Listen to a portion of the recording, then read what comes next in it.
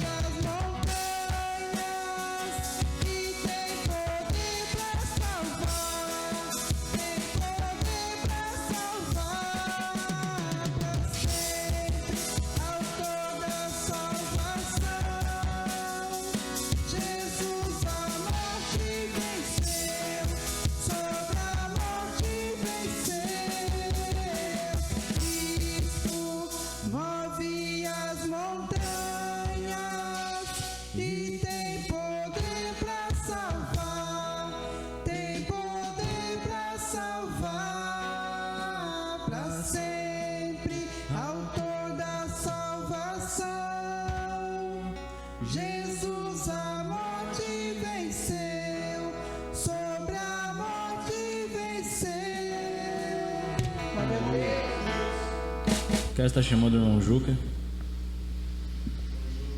Quero estar chamando.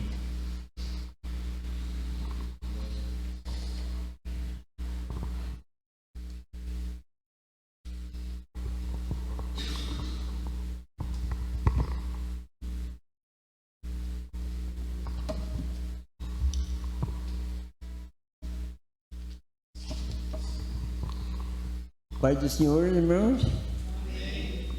Vamos abrir a Bíblia em 2 Crônico 7, a partir do 14.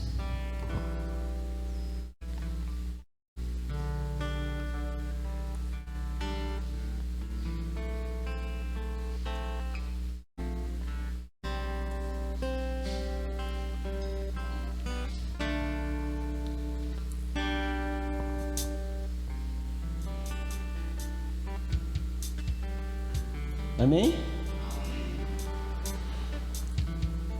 Esse o meu povo, que se chama pelo meu nome, se humilhar e orar e buscar a minha face e se converter dos seus maus caminhos, então eu ouvirei do céu e perdoarei os seus pecados e sararei a sua terra. Amém?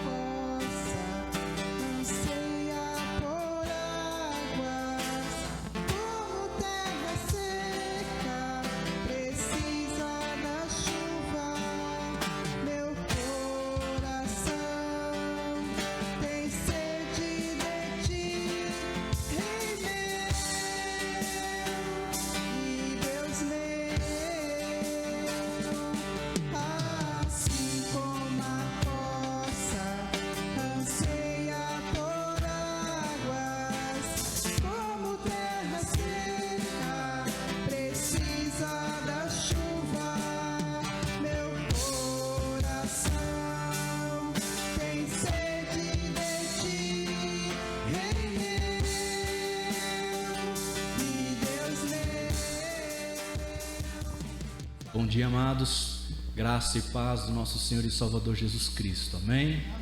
Nós temos aqui à minha direita, à sua esquerda, nossos irmãos lá de Blumenau, o irmão Ademir, a irmã Sandra, conhecidos nossos há muito tempo, e é uma honra e um privilégio tê-los aqui, ainda mais sabendo que somos irmãos em Cristo, amém? É uma bênção. O Ademir é um parceiro de muitos anos, a Sandra também. Nós passamos por muita dificuldade numa época e eles foram os únicos que naquela época continuaram nos abastecendo com aquilo que nós precisávamos na loja. E a gente não tem palavras para agradecer por aquilo que foi feito naquela época, senão nós teríamos falido. E eu sei que o nosso negócio ele é de Deus, como eu recebi uma vez uma mensagem de um profeta dizendo que Deus não era meu sócio, e sim que Deus era dono do meu negócio. Então eu trabalho para Ele, sou mordomo dele, e Ele providenciou todas as coisas para que a gente então não fosse à falência, colocando na vida desse casal, na nossa vida. Que Deus abençoe vocês, muito obrigado, viu? A gente tem que orar por chuva mesmo, mas não a chuva de água. Nós devemos de orar por uma chuva de avivamento, e essa chuva de avivamento ela não vai vir com gritos, ela não vai vir com puladeira, ela não vai vir com rodopios.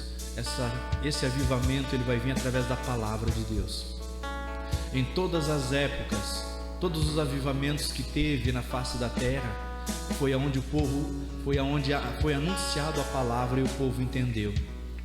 Foi a palavra que entrou no coração das pessoas e avivou o coração, a alma daquelas pessoas. A palavra ela tem esse poder mesmo, ela penetra até a divisão da alma e do espírito, e ela traz então avivamento para nossas vidas.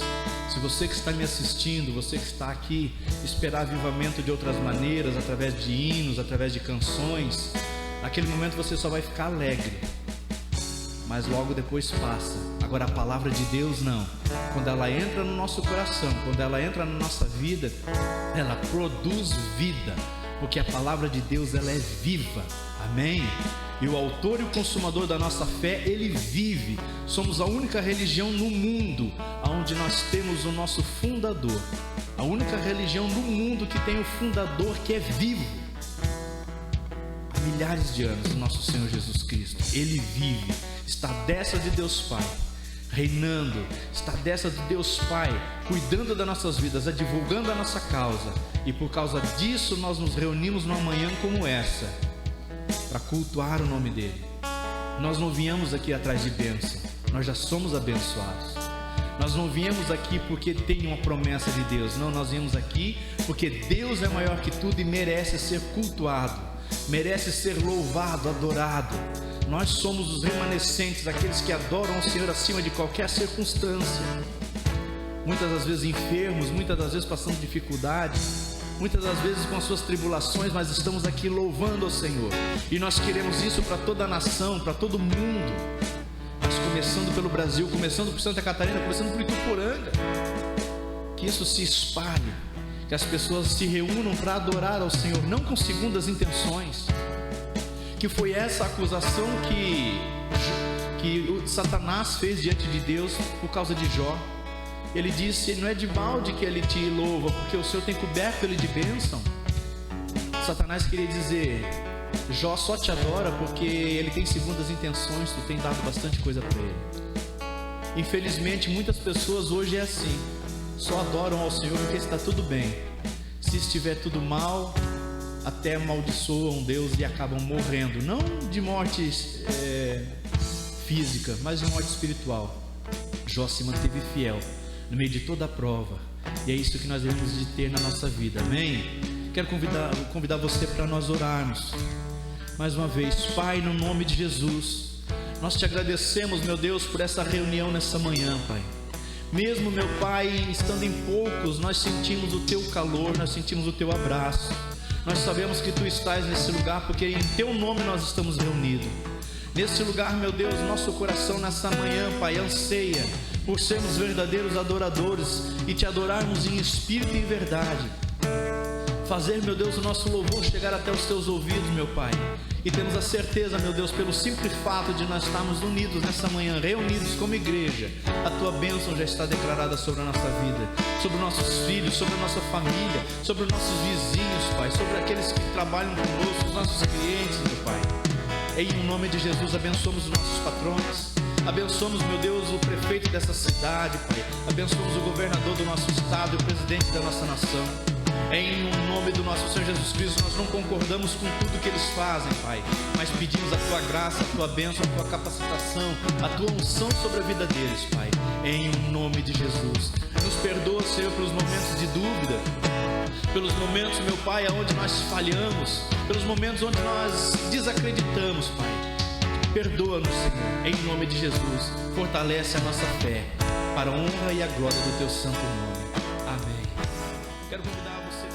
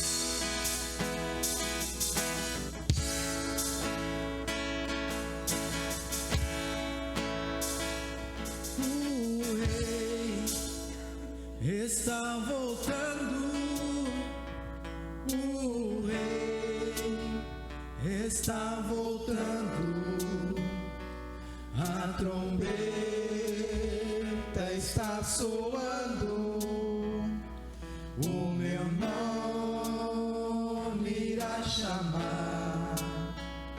Se o rei está voltando,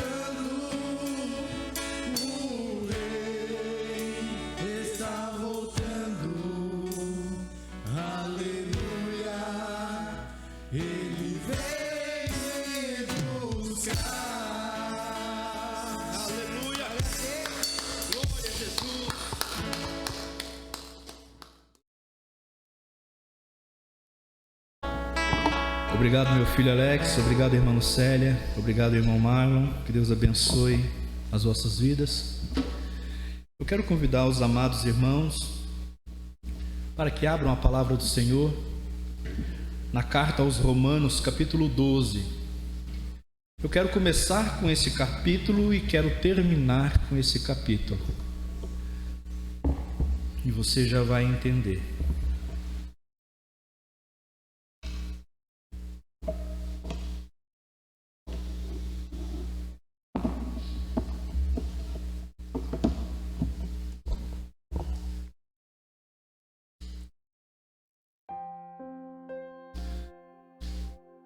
Romanos 12,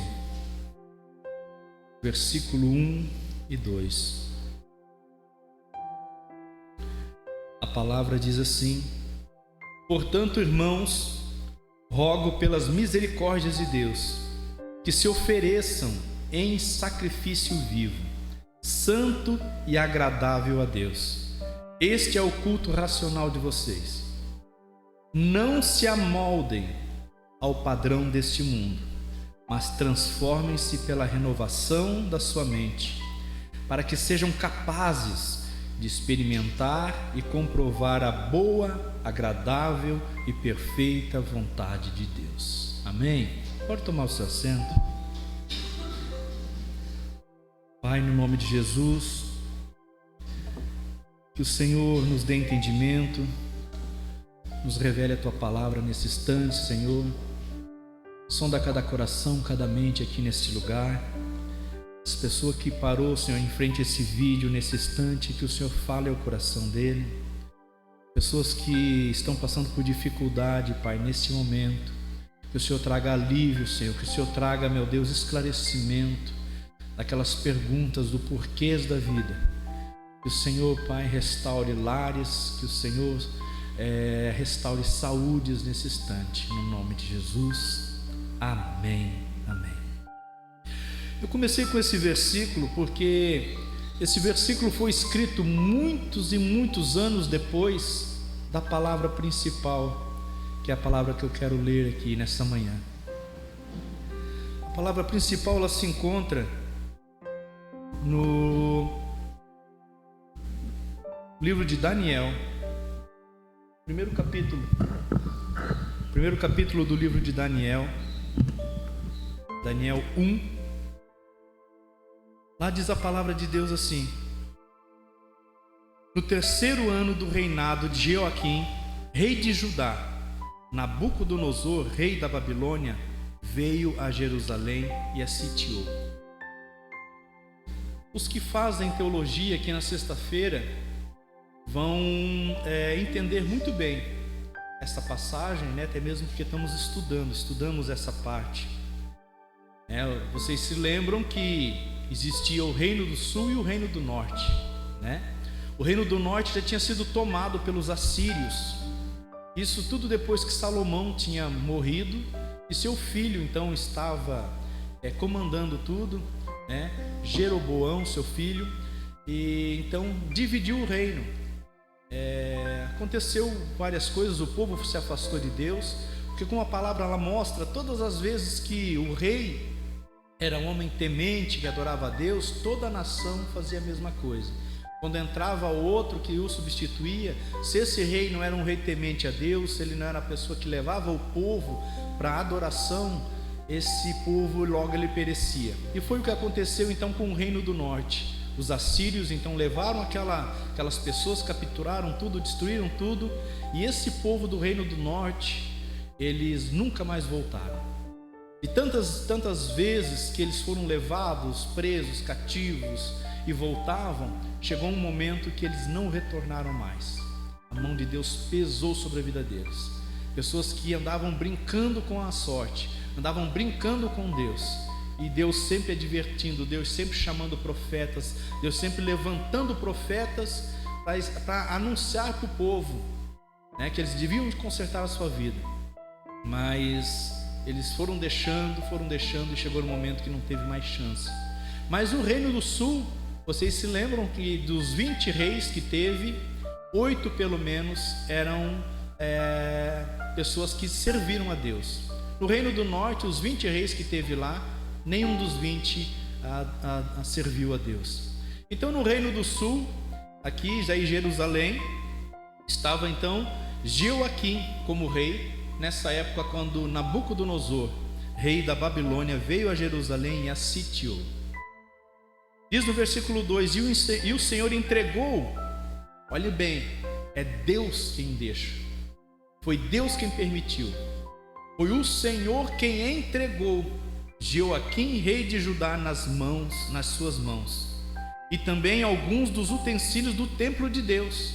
Deus permitiu, porque se Deus não permite, não acontece nada. Eu, você, nós somos Jerusalém, nós somos propriedade do Senhor. Se tem alguma coisa acontecendo na tua vida, é por permissão de Deus, para que nós aprendamos algo, para que nós venhamos a corrigir algo na nossa vida. Mas jamais é um inimigo, jamais é o ataque do diabo. Tem pessoas que vivem com tanto medo do diabo. A Bíblia diz que nós devemos de temer a Deus. Do inimigo, das coisas do mal, nós devemos nos apartar, nos desviar. Agora, temer é somente a Deus. Mas tem pessoas que invertem as coisas, temem ao diabo. Diz ali que Deus e levou os utensílios da casa de Deus para o seu templo, do seu Deus, na terra de Sinear, e os colocou na casa do tesouro do seu Deus. Depois o rei ordenou a Aspenaz, o chefe dos oficiais da sua corte, que trouxesse alguns dos israelitas, da família real e também da nobreza, jovens sem defeito físico, de boa aparência, cultos, inteligentes, que dominassem os vários campos do conhecimento e fossem capacitados para servir no palácio do rei. Ele deveria ensinar-lhes a língua e a literatura dos babilônios. De sua própria mesa, o rei designou-lhes uma porção diária de comida e de vinho, e eles receberiam um treinamento durante 3 anos, e depois disso passariam a servir o rei. Entre eles se achavam os filhos de Judá: Daniel, Ananias, Misael e Azarias. O chefe dos eunucos lhe pôs outros nomes, a saber, o de Daniel, o de Beltesazar, a de Ananias, o de Sadraque, o de Misael, o de Mesaque, e o de Azarias, o de Abednego. Daniel, contudo, decidiu não se tornar impuro com a comida e com o vinho do rei, e pediu ao chefe dos oficiais permissão para se abster deles. E Deus fez com que o homem fosse bondoso para com Daniel e tivesse simpatia por ele. Apesar disso, ele disse a Daniel: tenho medo do rei, o meu senhor, o que determinou a comida e a bebida de vocês. E se ele os achar menos saudáveis que os outros jovens da mesma idade, o rei poderia pedir a minha cabeça por causa de vocês. Daniel disse então ao homem que o chefe dos oficiais tinha encarregado de cuidar dele e de Ananias, Misael e Azarias: peço que faça uma experiência com os seus servos durante 10 dias. Não nos dê nada além de vegetais para comer e água para beber. Depois compare a nossa aparência com as dos jovens que comem comida do rei, e trate os servos de acordo com o que você concluir. Ele concordou e fez a experiência com eles durante 10 dias. Passados 10 dias, eles pareciam mais saudáveis e mais jovens do que todos os jovens, mais fortes do que todos os jovens que comiam a comida da mesa do rei. Assim, o encarregado tirou a comida especial e o vinho que havia sido designada, em lugar disso lhes dava vegetais. Esses 4 jovens Deus deu sabedoria, inteligência para conhecerem todos os aspectos da cultura e da ciência. E Daniel, além disso, sabia interpretar todo tipo de visão e sonho. Ao final do tempo estabelecido pelo rei, que para os jovens fossem trazidos à sua presença, o chefe dos oficiais os apresentou a Nabucodonosor. O rei conversou com eles e não encontrou ninguém comparável a Daniel, Ananias, Misael e Azarias, que de modo que eles passaram a servir o rei. O rei lhe fez perguntas sobre os assuntos que exigiam sabedoria e conhecimento, e descobriu que eram 10 vezes mais sábios do que todos os magos e encantadores de todo o seu reino. Daniel permaneceu ali até o 1º ano do rei Ciro. Amém? Praticamente 60 anos Daniel permaneceu. O cativeiro foi de 70.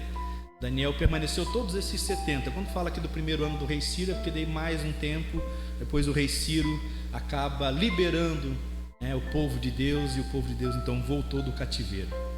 O livro de Daniel foi escrito para trazer ânimo e esperança, para trazer fé, confiança ao povo de Deus que estava então exilado ao povo de Deus então que estava cativo na Babilônia. E esse cativeiro, como já falei, durou 70 anos. O tema principal que Daniel destaca nesse livro é que Deus está no controle de tudo. Deus está no controle de tudo. Imagine você ter a sua vida tudo certinho, todo dia você levanta, você já tem a programação das coisas, tudo que vão acontecer, e num dia a sua cidade está sitiada e você é levado junto com todos os outros que ficaram vivos, porque a maioria foi morta a fio da espada. Então, e os jovens sem os seus pais, sem suas mães, agora são jovens que vão morar em outra civilização, em outra cultura, em outro lugar, perdem o seu endereço, perdem a sua identidade, e assim foi então com todos os jovens, inclusive com esses 4 aqui. Só que você já notou que a Bíblia ela sempre destaca aquele que é destacado, aquele que propõe algo, aquele que tem propósito na vida, aquele que no meio da adversidade ele continua mantendo-se fiel a Deus. Foi milhares de jovens para esse exílio. Por que apenas 4 são destacados no livro de Daniel? Porque são os 4 que fizeram a diferença.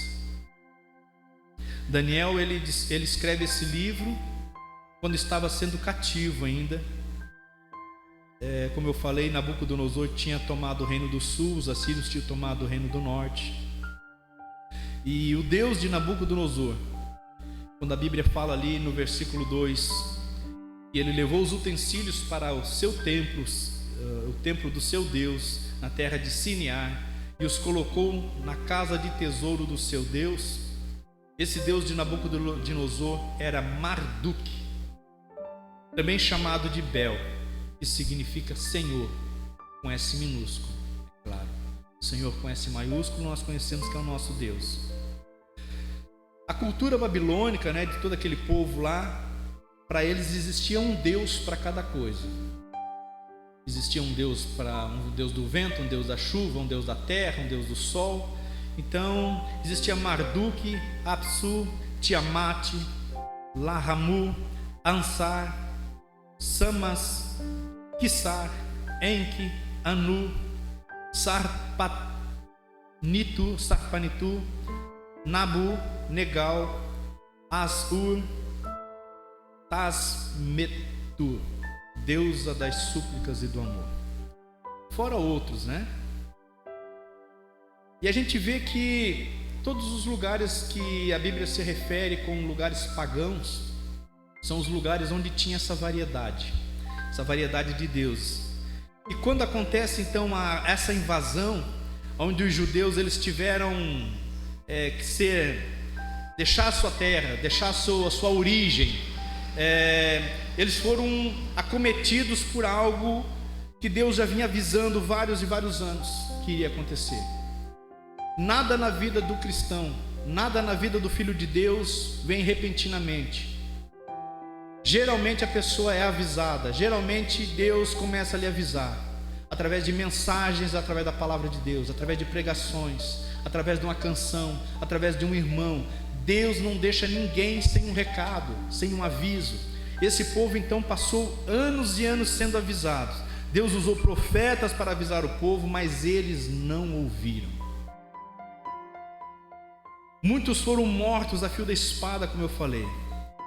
E então Daniel escreve aos prisioneiros, seu povo, um povo que estava desacreditado. Daniel escreve isso depois de ter passado por várias vitórias. Daniel escreve então para aquele povo que estava desacreditado, que estava enfraquecido, um povo que estava sem pátria, um povo que estava num lugar totalmente diferente e que nesse momento estavam questionando Deus. Você pode pensar, o que isso pode trazer para mim hoje, pastor? Muita coisa. Você se lembra lá do primeiro versículo? Para nós não nos amoldarmos às coisas desse mundo. As situações hoje ela pode ser um pouco diferente. Talvez você não esteja em um país diferente, um país estranho. Mas a doutrinação e as coisas de fora estão vindo de encontro com a igreja, de encontro à nossa família, de encontro aos nossos filhos. E nós devemos de estar atentos, devemos de permanecer nos nossos princípios, porque a esses Deus dá a vitória. Deus não dá a vitória para aquele um que é, como se fala, Maria vai com as outras. Aonde der tá bom. Deus, Ele sempre deu a vitória para aqueles que mantêm os princípios. Que primeiro de tudo, dos princípios, é amar a Deus sobre todas as coisas. É um mandamento que não muda, tanto no velho como no novo. Ame a Deus de todas as tuas forças, de todo o teu coração, de todo o teu entendimento. Então nós não devemos de mudar isso nunca. Nesse capítulo, Daniel escreve a importância de não se deixar mudar pelas adversidades. Tem pessoas que a adversidade molda elas, e muitas vezes não molda para o melhor. Tem pessoas que passam por uma situação na vida que torna elas ranzinzas, torna elas blasfemadores, torna elas pessoas que ficam maldizendo as coisas, chamando nome para tudo, por causa de uma situação talvez que foi gerada na sua vida no passado. Aquela pessoa então, em vez de aproveitar aquilo para melhorar, para tirar algo de bom, porque a Bíblia diz que todas as coisas cooperam para o bem daqueles que amam a Deus. Então, se a pessoa aconteceu algo no passado, aquilo cooperou para que a pessoa hoje estivesse nos caminhos de Deus.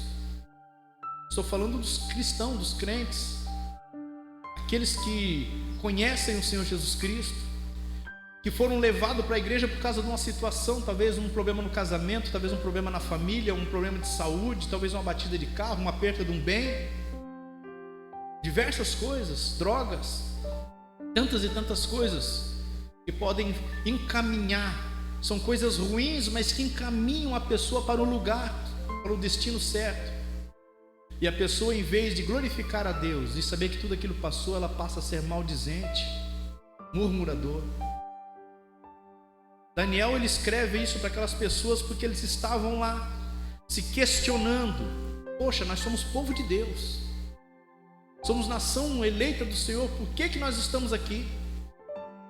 Pode ter certeza que muitos dos que estavam ali presos não tinham culpa nenhuma, eram pessoas que estavam temendo a Deus. Mas quando vem o mal sobre uma nação, todos sofrem. Quando vem algo sobre um país, todo mundo paga o preço. A dificuldade todo mundo enfrenta. E nesse momento da dificuldade, nós vamos deixar moldar o nosso caráter e vamos ser murmuradores, maldizentes, questionar Deus: por que Deus? Agora que eu estou indo mais na igreja, agora que a minha vida, eu pensei que agora eu estava alinhando tudo, por que agora está desse jeito? Pessoas que começam a questionar a Deus. Daniel escreve para esses, pessoas que estavam se deixando moldar, primeiro pela cultura daquele povo, e depois porque achavam que Deus tinha abandonado eles. E Deus não abandona os seus. Amém? Ele está tentando dizer para eles resistirem. Com esse livro, Daniel está dizendo para eles: olha, resistam essa doutrinação, não percam a identidade de vocês, mantenham os seus princípios religiosos, mantenham isso, que é uma das coisas que, quando uma outra nação entrava, que pegava uma nação, né, e aprisionava aquela nação, eles não deixavam aquela nação prisioneira manter os seus costumes, eles não deixavam eles manter a sua religião, não deixavam nem manter a identidade, como nós vimos aqui, foi trocado o nome deles. Para que isso? Para que eles perdessem a esperança de voltar um dia. E se nós começarmos a analisar os nossos dias de hoje, nós não somos tirados da nossa nação, mas a doutrinação está entrando dentro da nossa nação, dentro das nossas casas, dentro dos nossos lares. O diabo, com os anos, ele é um ser milenar, e durante todos esses anos ele vai aprendendo com os erros também. Então, as coisas que aconteceram da maneira que aconteceram no passado, pode ter certeza que muitas coisas dessas não vai mais se repetir do mesmo jeito, porque se ele fracassou em algum ponto lá, ele vai aperfeiçoar isso, porque ele foi destituído da glória que ele tinha junto com Deus, né, junto com os outros anjos, de tudo aquilo que ele tinha, aquele esplendor, mas ele não perdeu a sabedoria. Ele é um ser muito sábio, é um ser que aprende com o erro. Então hoje não precisa mais uma nação vir invadir o Brasil para que nós sejamos levados e sermos doutrinados, não. Hoje eles entram num país que é livre e faz a doutrinação assim, e nós recebemos ela dentro da nossa casa como se fosse algo normal. Recebemos essa doutrinação através de um filme, através de um programa de televisão, através das músicas. Esses dias eu estava olhando, eu tenho 46 anos e eu lembro das músicas que meu pai ouvia no rádio. Eram músicas que falavam do canto do sabiá, que falava de uma parreira de uva, de um pé de mamão, uma coisa assim, sabe? Era uma poesia, músicas lindas, a cultura era linda, mas aos poucos vai se infiltrando outras coisas, e tudo aquilo que era lindo, aquilo que era bonito, aquilo que era bem feito. Eu tenho umas músicas no meu carro que eu gravei porque eu gosto dela, ela me traz um bem, e eu ouço aquelas músicas, e eu estava ouvindo com a minha esposa de Florianópolis. Eu disse: tu olha só a perfeição disso aqui, olha só o conjunto de vozes, a harmonia, que coisa linda, o gasto que foi feito, como foi feito essa música com um campo harmônico lindo, tudo fechando, tudo certinho. Isso dava trabalho para fazer, que nem o saudoso, né, falava, dá trabalho para fazer, né? Mas a doutrinação vai fazendo com que as pessoas deixem aquilo que é belo de lado e vão entrando naquilo que é o da moda, aquilo que é o legal, é o que está em destaque, é o que passou tocando no carro ali, e vão deixando de ouvir aquelas coisas lindas, coisas belas. E quando você ouve algo desse jeito, eles olham para você e dizem: você é velho, né? Você é velho, né? Meu Deus, não, essa música aí, Tunique Tinoco, meu Deus do céu, isso aí tá louco, né? Mas você vai lá ver, tinha poesia, não tinha malícia na música, era algo que você podia botar com a família, as crianças podiam ouvir. Hoje, né, o que tem por aí é o cara cantando que ele vai arrastar o chifre no asfalto, ele vai apagar o fogo com gasolina, né? E tantas outras coisas. O esquema preferido, eu sou o esquema preferido. Quer dizer, um esquema é algo totalmente antibíblico, né? Um esquema, a Bíblia fala, o homem vai se unir à sua esposa e formar uma família. Ela não fala de esquema que você tem que ter, ainda mais pessoas casadas. Então é esse tipo de doutrinação, e as pessoas vão esquecendo o princípio aos poucos. Ali levou 70 anos para esse povo esquecerem a sua língua. Os judeus que foram cativos, eles falavam hebraico, eles eram hebreus.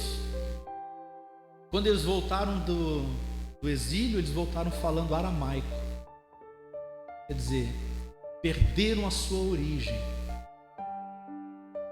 No versículo 3 ali, né, depois que então Daniel se propôs a escrever esse livro, ele fala uns relatos daquilo que aconteceu com ele. Ele diz ali que o rei ordenou a Aspenaz, o chefe dos oficiais da sua corte, que trouxesse alguns dos israelitas da família real e da nobreza. Por que se pega a família nobre, a família do rei, né? Por que não pegou lá os plebeus, né, os pobres? Porque naquela cultura esses não serviam como exemplo. Se pegava então da nobreza, da realeza, para mostrar, está vendo? Aqueles que comandavam vocês agora estão sob o nosso comando. Então vocês já eram. Quando eu e você, que somos representantes de Deus aqui nessa terra, nos deixamos levar por as coisas desse mundo, as pessoas que estão de olho na nossa vida, aqueles que se espelham, eles veem que pronto, daí já era também. Porque saiba você ou não saiba, você faz parte da realeza, você faz parte da nobreza. A Bíblia diz que você foi eleito do Senhor. Antes da formação do mundo, Deus já te conhecia.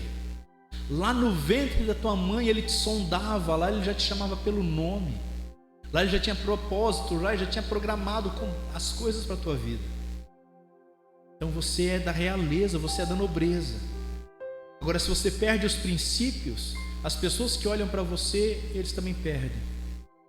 E se daí se frustram, acabam achando, poxa, eu tinha tanta admiração por fulano, mas se ele já não tem mais princípio, né? Deve ser assim mesmo. E aí, uma geração após a outra vai decaindo, vai decaindo, vai decaindo, até se conformarem como escravos.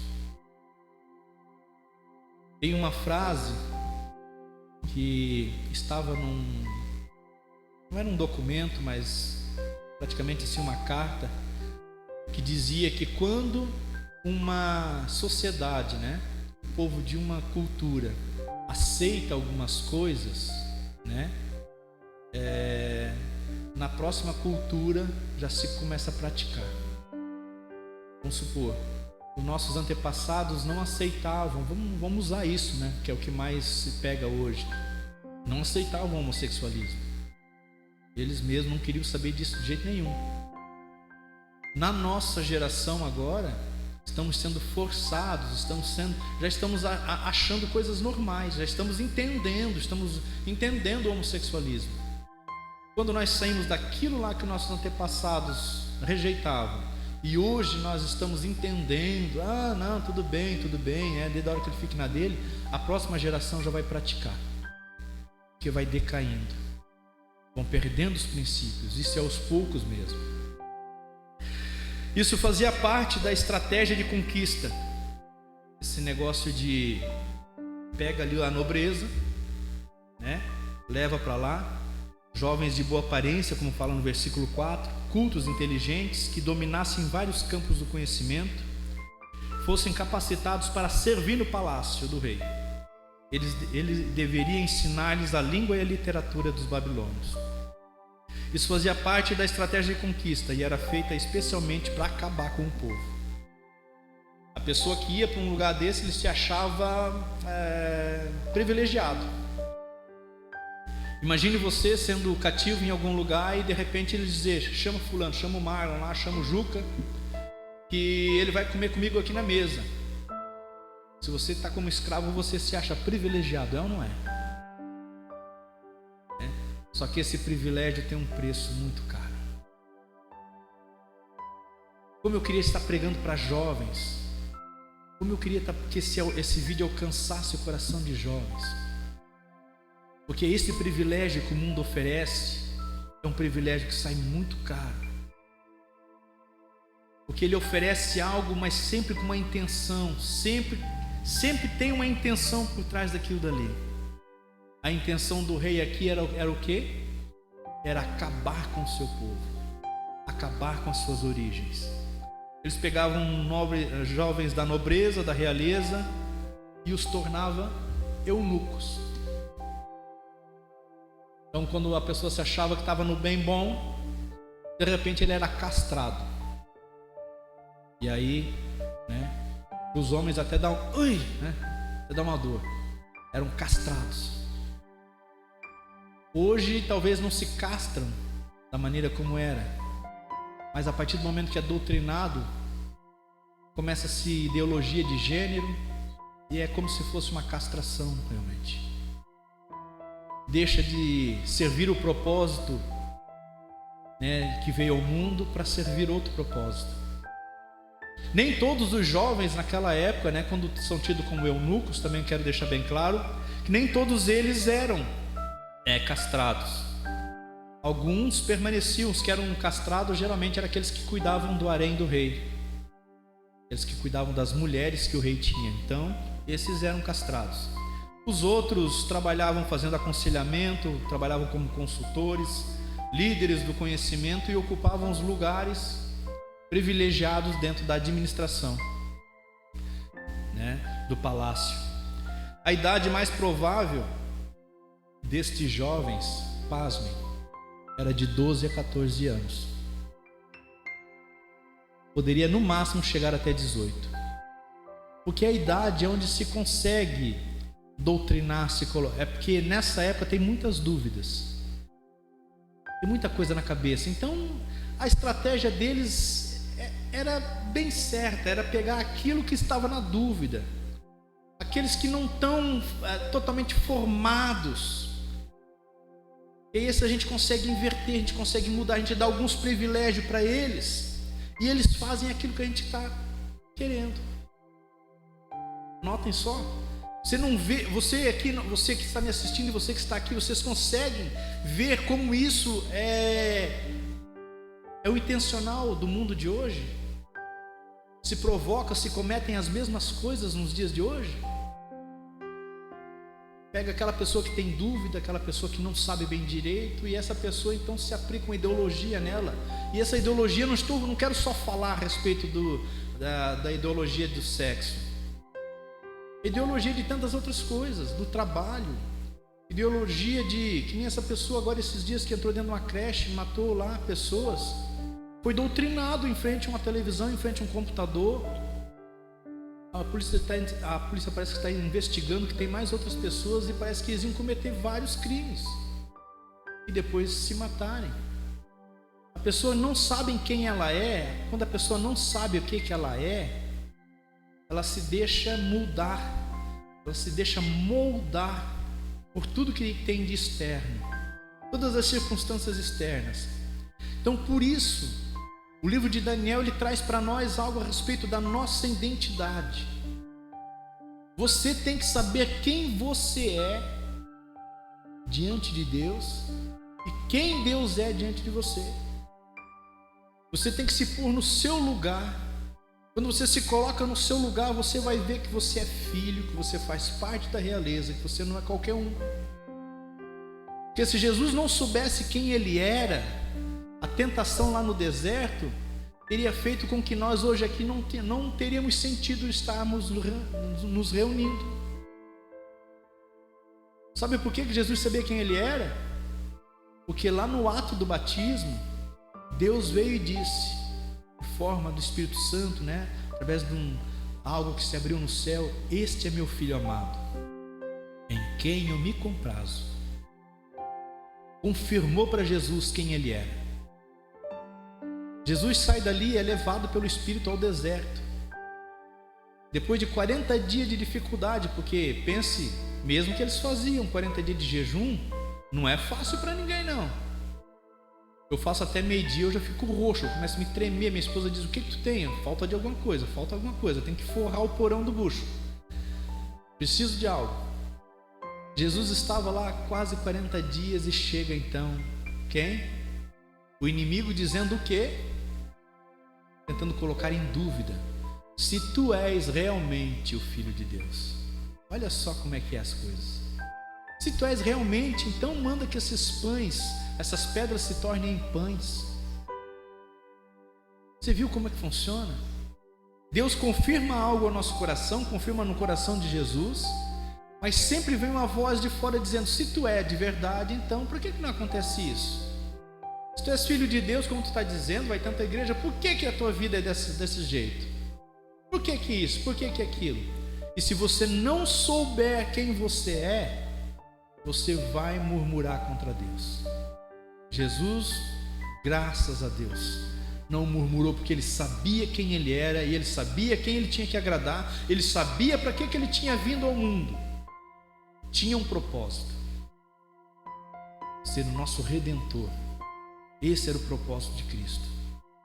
Curou, fez milagres, amém, mas o propósito principal de Jesus era vir morrer por mim e por você, carregar a nossa dívida, a nossa culpa, a nossa iniquidade, cravar ela junto lá na cruz, símbolo de humilhação. Foi humilhado por causa de mim e de você. Então Então nós devemos de saber quem nós somos hoje. Nós fazemos parte daquilo lá da cruz. Tão breve vai acontecer isso que foi cantado aqui. O Rei está voltando. Estaremos com Ele. Agora, se você não souber isso, se você não souber quem você é, daí o inimigo vai fazer o que quer de você. A idade mais provável então era de 12 a 14 anos, no máximo 18. Eu quero então falar algumas atitudes bem rápido aqui. A atitude do inimigo depois de levá-los presos é oferecer algo aparentemente bom. Ali no versículo 5 diz que de sua própria mesa o rei designou uma porção diária de comida e de vinho. E eles receberiam um treinamento durante 3 anos e depois disso passariam a servir o rei. Uma das coisas que caracteriza um povo, é a culinária do lugar, é a gastronomia daquele lugar. Por exemplo, se você vai aqui para o Rio Grande do Sul, né, você já sabe que é o lugar do churrasco, né? Churrasco, então vai ter costela assada de tudo quanto é tipo e vários tipos de carnes, né? Você vai lá para o norte, já tem outra culinária. Santa Catarina é outra, Paraná é outra. Se você vai para outro país, para a Alemanha, para a Itália, né? Lugar das massas, do vinho. Então, todos os lugares é caracterizado pela sua comida. O que eles fazem então? Apresentam uma outra comida, dizendo: olha, você está escravo, mas você vai comer da minha mesa, né? A comida para aquele povo, o povo de Deus, era algo sagrado, ainda é até hoje. Os judeus, eles não comem qualquer coisa, porque na sua adoração a Deus, no modo dele viver, no modo dele cultuar a Deus, a comida tem muito significado. Eles não comem carne de porco, eles não comem carne de coelho, não é toda a caça que eles comem. E com certeza esse povo ali, os babilônios, como não era um povo de Deus, a comida que tinha na mesa do rei era uma oferta muito linda, muito generosa, comida muito boa, mas era aquilo que os judeus não podiam comer. Tanto que Daniel colocou no seu coração de não se contaminar. Ele não colocou no coração: não quero comer, não quero me contaminar. Está vindo um prato muito bonito, a oferta é muito boa, mas eu não vou me contaminar. Sabe que nós devemos ter a nossa geração, os homens, as mulheres, os jovens, as crianças, eles têm que ter isso no coração, aprendendo de casa, com seus pais, com seus avós, com seus tios, o de não se contaminar com aquilo que está sendo oferecido aí fora. Porque o prato é muito bonito, as coisas vêm de uma maneira muito linda, muito bem enfeitada. Mas será que vamos deixar? Vamos nos contaminar? Vamos aceitar o prato que o inimigo está oferecendo? Começa pela culinária. Foi a primeira coisa. Vamos botar ele sentado à mesa. A segunda atitude depois deles estar presos é mudar a sua linguagem. Versículo 4 diz: jovens sem defeito físico. Versículo 4: de boa aparência, cultos inteligentes, que dominassem vários campos do conhecimento e fossem capacitados para servir no palácio do rei. Eles deveriam ensinar-lhes a língua e a literatura dos babilônios.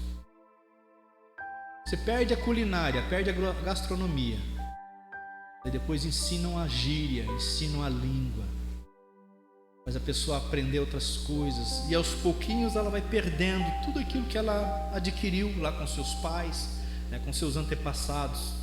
Como eu disse antes, os judeus, eles falavam hebraico, e na Babilônia se falava aramaico. Por que Jesus Cristo pregou em aramaico? Porque a descendência daquele povo que voltou de lá, voltou falando em aramaico. Perderam a sua linguagem. O hebraico ficou só mesmo para os sacerdotes, para as pessoas que cuidavam então nos tabernáculos e no templo. O hebraico ficou só mais para a elite, porque os escritos antigos eram hebraico. Então esse povo, os sacerdotes, eles se esforçaram e continuaram no hebraico. Mas a nação toda, o restante do povo, se submeteu, né? E tiveram que aprender o aramaico. 70 anos depois, então muitos daqueles que tinham ido não voltaram. Daniel ali com certeza já era uma pessoa de talvez aí seus 80 anos, 70 e poucos anos. Se ele foi para lá com uns 14, no máximo 18 anos, né, voltou de lá com 88 anos. Serviu aos reis, fez tudo certinho, mas não se deixou contaminar. Colocaram outro nome nele, olha só. Atitude 3, depois de ser preso, depois de você estar no laço do inimigo, ele troca o nome.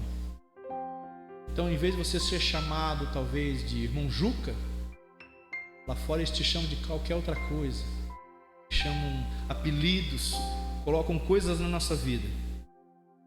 Diz ali no versículo 6 que entre eles se achavam os filhos de Judá, Daniel, Ananias, Misael e Azarias.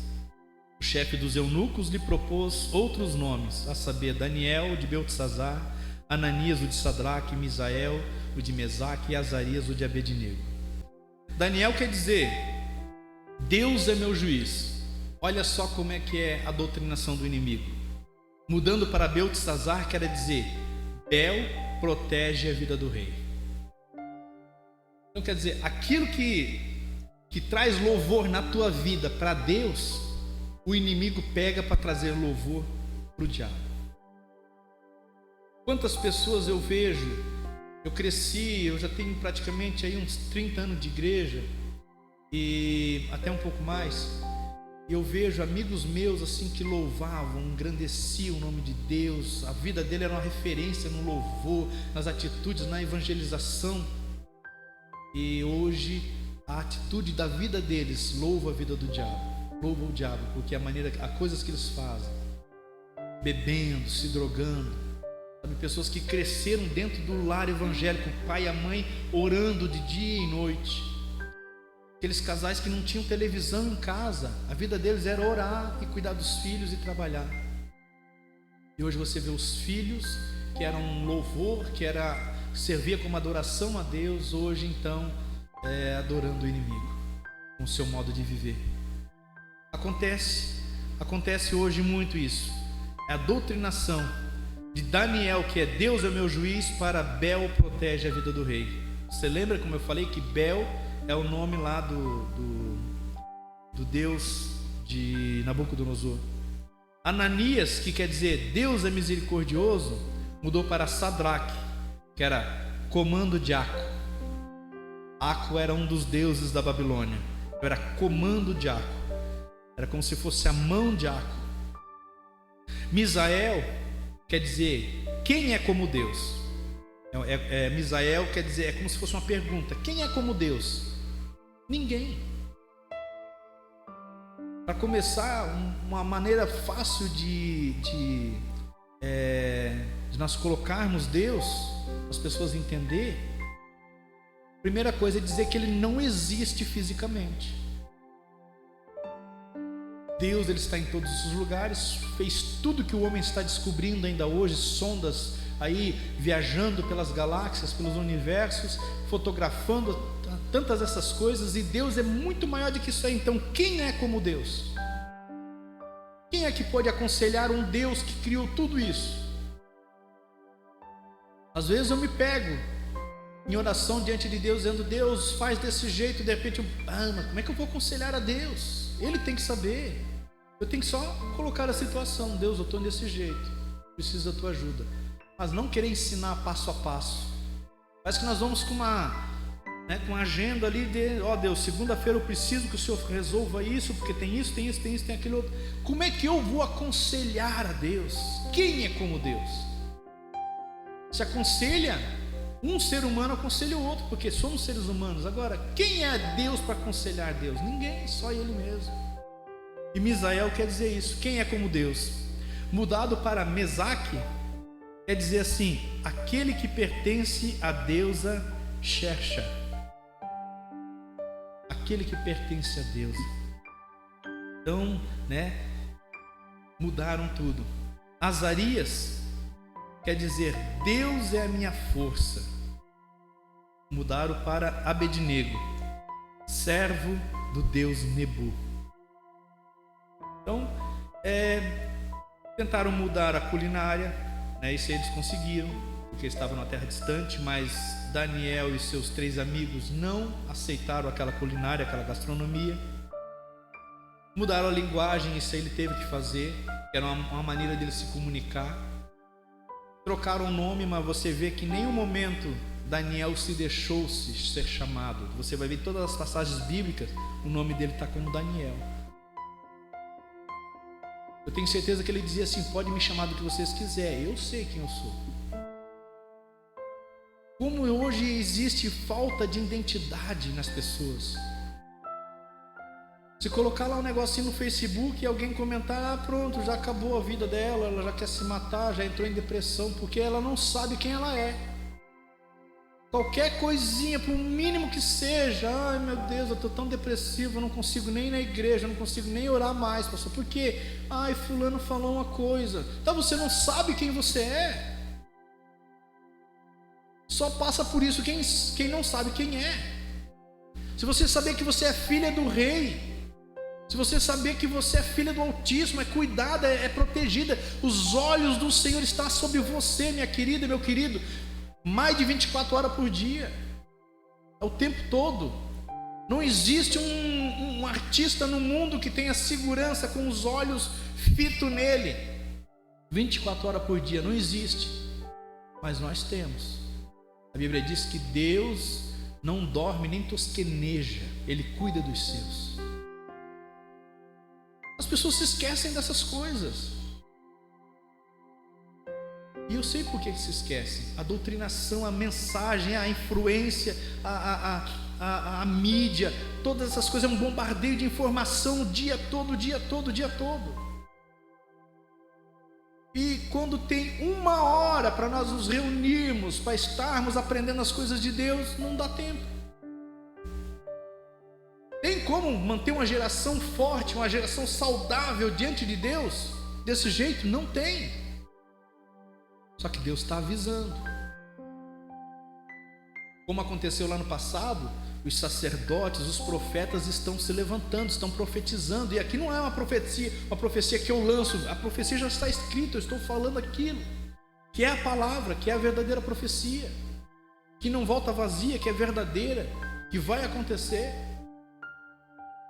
Agora, se você que está me ouvindo, você que está aqui não quer ouvir, pode acontecer tudo que está. Que a palavra, lá em 2 Timóteo, capítulo 3, versículo 16, diz que a palavra ela é apta para ensinar, para corrigir. Corrigir quando nós achamos que estamos fazendo certo, ela vem e nos corrige. Também ela nos ensina, ela nos ademoesta.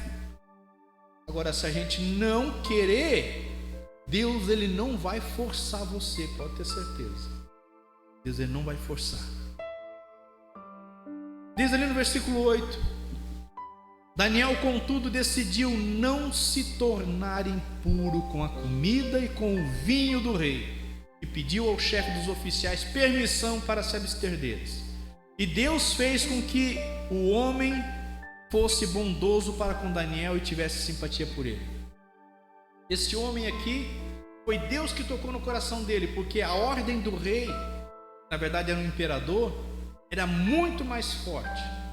Porque se o rei determinasse algo e a pessoa não fizesse, não existia esse negócio de vai ser punido, vai lá, vamos te chamar no juiz, você vai processado, vai ser processado. Não existia isso aí. Era perder a cabeça, levava no tronco, cortava a espada para todo mundo ver que ninguém desobedece a uma ordem do rei. Mas Deus fez com que aquele homem fosse bondoso, que aquele homem omitisse as informações, que aquele homem não contasse tudo para o seu rei. E ele foi bondoso com Daniel, porque ele teve simpatia por Daniel, porque Deus estava agindo. Mas para tudo isso teve que ter o quê? Daniel ele teve que ter um ponto de partida, ele teve que querer fazer aquilo dali. Muitas pessoas ficam só na intenção. Eu tinha uma intenção. Pastor, eu gostaria tanto de fazer tal coisa, então vai, faça, tome uma atitude. Pronto, a intenção não adianta se você não tiver atitude de fazer. Pastor, eu quero me esforçar mais, eu quero ir mais para a igreja, eu quero aprender mais a palavra, eu quero. Amém. Agora então tenha atitude e faça isso. Daniel, ele decidiu, ele tomou uma atitude de eu não vou me tornar impuro. Eu aprendi com meu pai, aprendi com a minha mãe, aprendi com meus antepassados que isso aqui não se deve comer, isso aqui não se pode fazer, então eu não vou fazer. Está no meu alcance fazer isso, está, as outras coisas não estão no meu alcance. Eles querem me chamar de Beltesazar, problema deles. Eu sei quem eu sou. Era isso que Daniel estava dizendo. Aprender a língua deles, eu preciso aprender até mesmo para me comunicar com eles. Beleza, vou fazer. Agora eu me contaminar, não, isso aí eu posso recusar. E Deus, a partir dessa atitude de Daniel, porque Daniel poderia ser morto, o chefe aqui poderia ser morto, Daniel poderia ser tirado dali, ser lançado, porque ele estava influenciando mais 3 para fazer as coisas com ele. Poderia ter sido tirado dali e ser lançado lá, vai trabalhar de escravo aí, vai construir coisas, carregar pedra. Mas ele preferiu agradar a Deus, fazer as coisas certas, de que se tornar impuro. E com isso, a partir do momento da sua atitude, a partir do momento que ele sentiu aqui no coração e teve a atitude de fazer, Deus foi com ele. Às vezes as pessoas não fazem porque, mas daí se eu vou lá, pastor, mas daí se eu fazer assim, talvez daí meu patrão não vai gostar, porque daí eu vou perder, porque daí não sei o que. Eu tenho que vender esse carro, mas ele está com o motor lascado, tem um monte de coisa para fazer, pastor, como é que eu vou chegar lá e fala pro garagista? Assuma que o carro está com problema, assuma que você quer trocar porque você quer o melhor, porque aquilo dali já está ruim, assuma. Não chegue lá dizendo que o carro é bom e não, só tem uns retoquezinhos aí, não, e a outra pessoa vai pegar. Você é um cristão também, coitado, vai ser enganado por causa que você enganou? Não, chegue lá e fale a verdade. Meu carro tá com problema assim, tem uma multa, tem mais outra coisa aqui para fazer, o motor está ruim, pronto. Assuma a perda e Deus vai ser com você. E não é só nisso, em outras coisas também. Assuma e Deus vai ser com você. Deus foi com Daniel. E essa mesma ideologia de mudar as coisas, querer que você mude a sua culinária, mude o seu jeito, vem através dos filmes, das músicas, das roupas, vem através dos programas de televisão. Tem roupas hoje que nós vimos meninas crentes vestindo, que antes, quando nós passávamos na rua, vamos dizer aí há 20 anos atrás, as prostitutas eram que usavam. As pessoas aqui, as pessoas da minha idade sabem disso. Tem roupas hoje que as mulheres usam na sociedade aí, que eram roupas que as prostitutas usavam antes, que era o que chamava atenção. Elas evoluíram lá, estão quase sem roupa hoje, e hoje daí as mulheres, sabe? É isso que vai acontecendo, essa doutrinação. São poucas coisas hoje que são neutras, a maioria delas tem um propósito, e o propósito é fazer você esquecer quem você é. O propósito é fazer esquecer o Deus a quem você serve. Se você comete algo, depois você se lembra, meu Deus, mas eu sirvo a Deus, você tem que se rever. Você tem que se rever, você tem que rever os seus conceitos, e daí você já está se perdendo. A tentativa do inimigo vai ser de tentar fazer com que você se torne parte do agora. Você não ficar excluído, para você não ficar de fora. Então você precisa disso. Você precisa dessa roupa, você precisa disso ali, você precisa daquilo lá. Então você trabalha e se torna parte daquilo. Nossa, que legal. E você deixou todo o princípio de fora. Deixou de cultuar a Deus, deixou de buscar a Deus em primeiro lugar. E fez tudo contrário à palavra. Andou ansioso, andou preocupado, andou tudo pelo dia de amanhã. Por quê? Porque você mudou o conceito. Daniel não teve como evitar aprender a língua e a literatura dos babilônios. Não teve. Daniel não conseguiu evitar de ser chamado por outro nome. Mas quando mexeu na forma de adoração e nos princípios religiosos, Daniel não permitiu. É uma pena isso, a gente tem que falar isso nos dias de hoje. Porque em uma época que nós temos mais informação, a Bíblia está ao nosso alcance. Você consegue Bíblia no celular, no tablet, no iPad, no computador. Você tem Bíblia traduzida, você tem Bíblia que fala. Você clica em cima e ela fica lendo para você.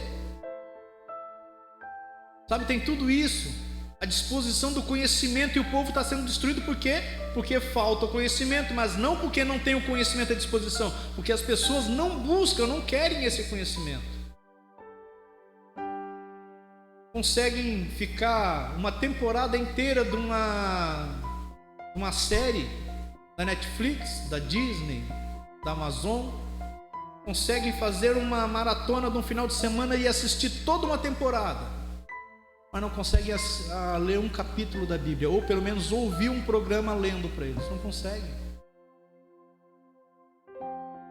Daí, quando vem um problema, quando vem a adversidade, vão querer culpar a Deus, que era o que aquele povo estava fazendo lá. E Daniel teve que escrever essa mensagem. Então essa mensagem hoje serve para nós nos posicionar. Nós precisamos, Deus, Ele precisa de pessoas que se posicionem. A bênção está sobre nós, a palavra está sobre as nossas vidas, a ordem, a profecia, a mensagem, a promessa está sobre nós, mas precisa de pessoas que se posicionem para isso. Ela não vai cair de mão beijada, de boa. De boa já veio a salvação, você não precisa fazer nada para ser salvo. A graça envolveu você, você já está de boa para ser. Agora, mostrar santidade e viver pela obra do Espírito Santo, aí tem um preço. E tem que ter atitude para fazer isso. No livro de Levíticos, a partir do capítulo 11, lá existe uma lista do que podia comer ou não. E eu tenho certeza que Daniel sabia dessas coisas. Todo bom judeu fazia 3 coisas, note bem. Primeiro, os homens, circuncisão. Segundo, eles guardavam os calendários de festa. E terceiro, não comiam alimentos que na lei era impuro. Daniel, ele decide não se contaminar. Daniel, sendo um bom judeu, ele conhecia as escrituras e sabia que no livro de Jeremias, lá no capítulo 25, versículo 11, lá diz assim: toda essa terra se tornará uma ruína desolada, e essa nação estará sujeita ao rei da Babilônia durante 70 anos. Isso aqui foi profetizado antes. Jeremias, ele profetizou. Ninguém dá ouvido. Depois vem e acontece. No tempo certo, 70 anos, o povo é liberto. E Daniel, então, quando escreve isso ali para as pessoas, ele escreve dizendo: aguente firme, vai passar. Aguenta firme que isso vai passar. Aguenta firme que isso logo vai acabar. Então eu, como profeta de Deus aqui nessa manhã, eu quero dizer para você: aguente firme, meu irmão. Aguenta firme, minha irmã. Isso logo vai se acabar. Jesus Cristo em breve vai voltar, mas mantenha os princípios, mantenha tudo aquilo que você sabe que é agrado de Deus. Mantenha isso. Não troque nada disso, não perca nada disso. Amém? Quero encerrar então com o versículo do começo. Portanto, irmãos, rogo pela misericórdia de Deus que se ofereçam em sacrifício vivo. Sacrifício vivo. Porque no passado se matava um animal e oferecia-se ao Senhor para fazer um culto. Hoje não. Hoje nós somos o sacrifício vivo. A Bíblia diz que tem que ser santo e agradável a Deus. Esse é o culto racional. Eu falo e você pensa, você vê as coisas. Você tem que ser confrontado. A palavra de Deus, ela traz isso para nossas vidas. Ela faz nós nos examinarmos, e quando nós nos examinarmos, não é através das lentes do mundo, do microscópio do mundo, e sim através do microscópio da palavra de Deus. Não é de qualquer jeito, não é de qualquer forma, é através da palavra de Deus. Esse é o culto racional de vocês. Versículo 2 diz: não se amoldem ao padrão deste mundo. O mundo tem um padrão. Nós não devemos nos amoldar a esse padrão, mas transformem-se pela renovação da sua mente, através da palavra, onde nós vamos absorvendo, onde nós vamos recebendo a palavra de Deus no nosso coração, na nossa mente. E ainda diz ali, para que sejam capazes de experimentar e comprovar a boa, agradável e perfeita vontade de Deus. Amém? Então, se você quer bênção na sua vida, você quer experimentar as coisas boas, agradáveis, a vontade de Deus sobre as nossas vidas, então esteja pronto para mudar os seus pensamentos, para sair daquelas coisas que nós aprendemos no passado, de coisas erradas, que Deus estava pronto para castigar, que Deus era isso, que Deus era aquilo, e entender quem nós somos e quem Deus é, sermos renovados nisso, e através disso nós termos uma posição diante de Deus, e mantermos fiéis a essa palavra. Amém? Quero convidar você para se colocar de pé. Glória a Deus. Feche os seus olhos. Aleluia. Nem sempre é fácil trazer uma palavra onde ela vem nos exortar, ela vem nos corrigir, porque às vezes o que nós esperamos é algo agradável de Deus, que venha massagear o nosso ego. Da mesma maneira como o rei Ezequias aguardava por uma mensagem profética quando estava no seu leito de morte, e quando foi anunciado que o profeta estava vindo, com certeza esse rei criou expectativa no seu coração, achando, poxa, agora vai chegar uma mensagem de Deus para minha vida, porque eu tenho feito tudo que agrada a Deus, então com certeza Deus vai me restaurar. E quando o profeta chega e fala para ele, olha, ponha em ordem a tua casa, porque certamente morrerás. Isso foi um choque para aquele rei, mas fez ele ter a realidade daquilo que estava à sua volta. Muitas vezes Deus ele nos traz a realidade, Ele nos dá um sacode, Ele mostra para nós o que nós precisamos mudar, para que a nossa geração seja influenciada por nós. Esses 4 jovens aqui influenciaram em vez de serem influenciados. Se talvez você está sendo influenciado, hoje você pode tomar a posição de ser influenciador. Você pode ser um influência. Você pode influenciar vizinho, família, filho. Simplesmente não cedendo aos princípios, não saindo dos princípios que você tem. Princípios cristãos, princípios da família. Tudo isso com amor, tudo isso com dedicação, com oração a Deus. Nada por força, porque você aprendeu com Daniel, ele não fez nada por força. Simplesmente ele colocou no seu coração de não se contaminar, e Deus foi abrindo as portas. Faça isso. Faça isso. Todos nós temos adversidades dentro da nossa família, todos nós temos adversidade no trabalho, na igreja, em todos os lugares. Mas nós não podemos ceder, negociar os nossos princípios. Os princípios herdados de Deus, os princípios de Deus sobre as nossas vidas não é negociável. Podem nos chamar de qualquer coisa. Daniel chamaram de Beltesazar. Talvez pode nos chamar de religiosos, pode nos chamar de duros, pode nos chamar de antiquados, pode nos chamar de homofóbicos, daquilo que quiserem. Nós sabemos quem nós somos. Nós sabemos quem nós somos. Somos filhos, herdeiros, somos a nobreza, somos a realeza do Senhor. E não podemos ser influenciados nesse mundo. Pai, no nome de Jesus, meu Deus, levanta, Senhor, nessa nação, nessa geração, Pai. Não espera para outra, por favor, Deus. Levanta nessa geração, Pai, homens e mulheres, Pai, que respeitam os seus princípios. Homens e mulheres que respeitam, Pai, as condições bíblicas, meu Deus, que não negociam a fé. Homens e mulheres, meu Deus, que se mantêm, Pai, que se mantêm firmes, meu Deus, em meio às circunstâncias, em meio às adversidades. Em nome de Jesus abençoa cada chefe de família aqui nessa manhã. Abençoa cada chefe de família, meu Deus, que está nos assistindo. Seja homem, seja mulher, abençoa em nome de Jesus. Abençoa esse jovem, meu Deus, que está sendo cristão sozinho dentro da sua casa. Que ele seja um influenciador. Abençoa, meu Deus, esse pai, Pai.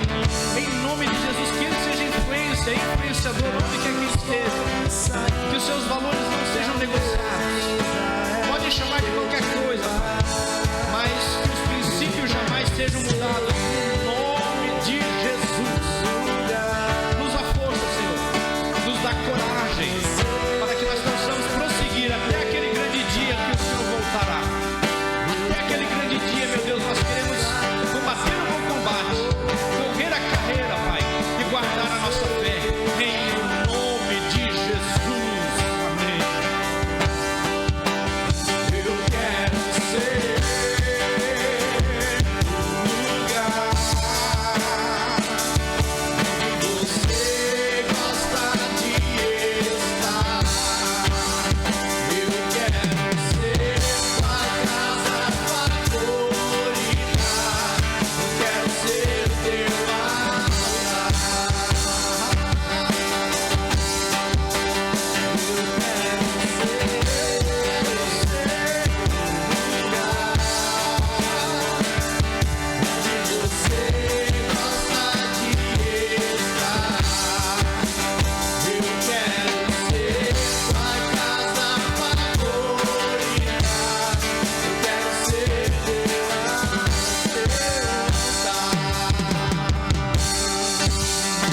Aleluia. Levante a mão para o alto.